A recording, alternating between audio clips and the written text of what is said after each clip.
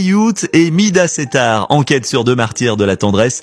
À l'ombre des murs d'un lycée, un garçon frôle la main d'une fille comme on frôlerait la mort. Les couloirs transpirent la terreur du baiser, le soupçon y est roi, le désir un criminel sans avocat. Un œil toujours regarde, parfois deux, parfois mille.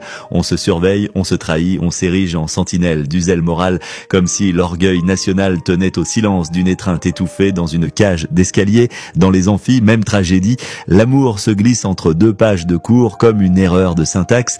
Des étudiants s'échangent un regard clandestin, s'offrent un souffle volé derrière la bibliothèque. Les couples ressemblent à des résistants. Ils se cachent, se codent, s'organisent en cellules discrètes. Un baiser vaut 10 ans de rumeurs, 20 de condamnation sociale et l'éternité dans les enfers familiaux. Il ne s'agit plus de morale, il s'agit d'un sport national, le flicage sentimental. Des ligues anti-sentiments se forment dans les cafés, dans les salons, dans les têtes. Certains rêvent d'un lycée purifié, non mixte, sans tentation ni distraction.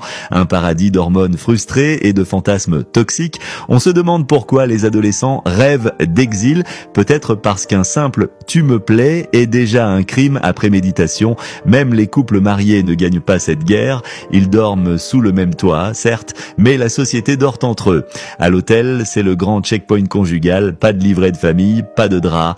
L'amour passe à la douane, on contrôle les câlins, on certifie les désirs, on tamponne les soupirs. Deux hommes, en revanche, peuvent réserver une chambre sans souci. Le système préfère risquer la sodomie par surprise que la tendresse hétérosexuelle sans papier. Dans cette république du soupçon, la virginité est plus précieuse que l'intelligence, plus sacrée que la vie, plus redoutée que le vice. Elle se porte comme un voile invisible sur les épaules des filles, un poids que personne ne mesure sauf au jour du jugement nuptial. L'hymen devient un drapeau, une attestation d'appartenance à la morale commune, un passeport pour le respect, une membrane comme muraille, comme mur, comme murène affamée, égard à celui qui aime sans exiger un certificat d'innocence sexuelle. Celui-là devient des youth, cette insulte en forme de badge d'infamie. L'homme tolérant se transforme en traître de genre, on l'accuse d'avoir renoncé à sa virilité, d'avoir vendu sa barbe aux sorcières modernes.